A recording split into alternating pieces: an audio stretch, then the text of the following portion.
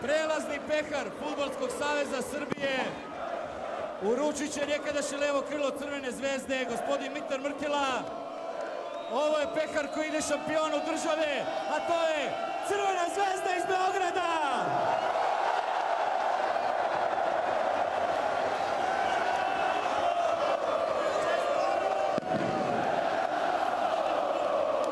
Pozdravite šampione Srbije za 2013-2014. godinu, Fudbalski klub Crvena zvezda iz Beograda.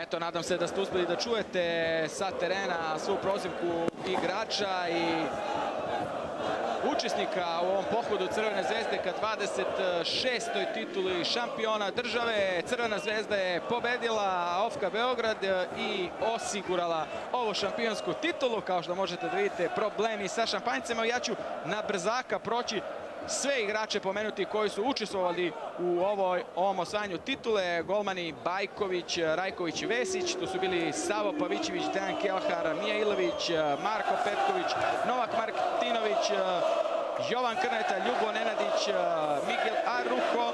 Tu su i fudbaleri koji su otišli iz Crvene zvezde, Vešović, Omega, Lazić, Mladenović, Aleksandar Kovačević, zatim je tu Goran Gogić, Nenad Milijaš, Miloš Ninković, Nejc Pečnik, Darko Lazović, Vukan Savićević, Filip Kasalica, Luka Milonović, Abiola Dauda, Dragan Mrđa, Đorđe Rakić i Feani Onjilo.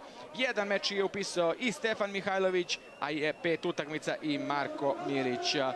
To je tim Crvene zvezde koji je osvojio 26. titulu šampiona države.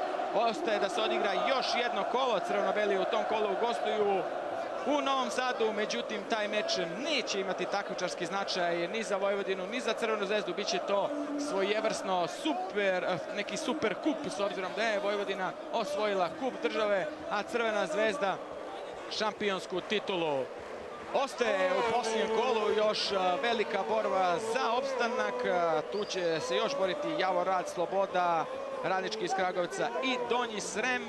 Trenutno je u Subotici 1-2, ali kažem, taj rezultat je u ovom trenutku potpuno nevažan, s obzirom da je Zvezda pobedila i osvojila 26. titulu prvaka